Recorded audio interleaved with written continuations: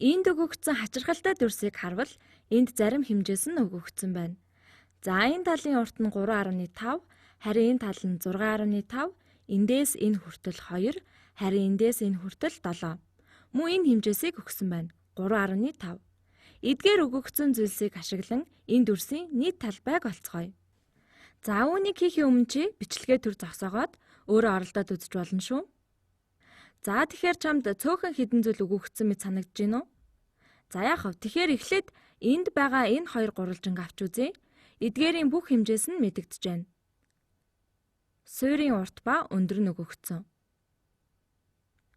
Энэ нь дүрсийн талбайг олоход хангалттай тийм үү? Хэрвээ энэ нь 2 нэг жүргөнтэй 3.5 нэгж өндөртэй тэгш өнцөгт байсан бол бид талбайг нь 2-ыг өрчих нь 3.5 гэж олно. Одоо үүнийг гурвалжны хувьд яг энэ гурвалжин буюу тэгш өнцөгт гурвалжны хувьд талбай нь тэгш өнцөгтийн хагас болно. Энэ талбайн хагасыг л бид олно гэсэн үг. За үүний талбай нь 2-ны 1-ийг үржих нь 2, үржих нь 3.5, 2-ны 1-ийг 2-оор үржүүлвэл 1 болно, 1-ийг 3.5-аар үржүүлвэл 3.5 нэгж талбай. Эндээс энэ хэсгийн талбай нь 3.5 нэгж байна. Одоо энэ гурвалжны талбайг тооцоолъё. За энд өндөр маань мөн 3.5, суур нь 7, талбайг нь олвол 2-ны 1-ийг үржих нь 7, үржих нь 3.5. 2-ны 1-ийг 7-гаар үржүүлээд 3.5, үржих нь 3.5. Тэгэхээр энэ хэсэг 3.5 ба үнийг дахин 3.5-аар үржүүлнэ. За энэ хэсгийн талбайг үржүүлж олцгоё. 3.5-ыг үржих нь 3.5. 5 5-ын 25, 5-а тавиад 2-оо санаад 3 5-ын 15, сансан 2-тойгоо 17, үнийг дарна.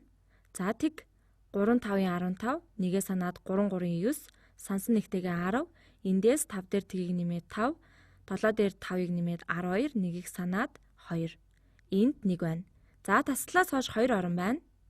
Ингээд 2 орон гэхээр хариу нь энэ 10-ийн бутархай болно. Үүний талбай нь 12/100-ийн 25 нэгж. Одоо энэ хэсгийн талбайг олоход жаахан төвхтэй байж магадгүй.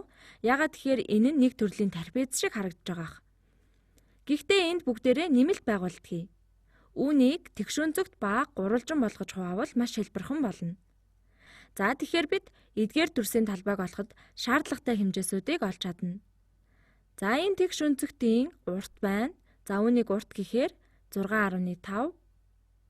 Энэ 2 нэгж дээр 7 нэгжийг нэмвэл энэ нь 9 болно. Хэрвээ энэ нь 3.5 юм бол 6.5 эндээс энэ хүртэлх зайн 6.5-аас хасах нь 3.5 буюу энэ нь 3 байна. Одоо бүгдээрээ дүрсийнхээ талбайг олж чадхаар боллоо. За энэ тэгш өнцөгтийн талбай нь өргөнийг үржих нь урт гэдгээс 9-ийг үржих нь 3.5, 9-ийг үржих нь 3.5. Үүнийг бодож чадна шүү дээ. За цээжээр бодъё.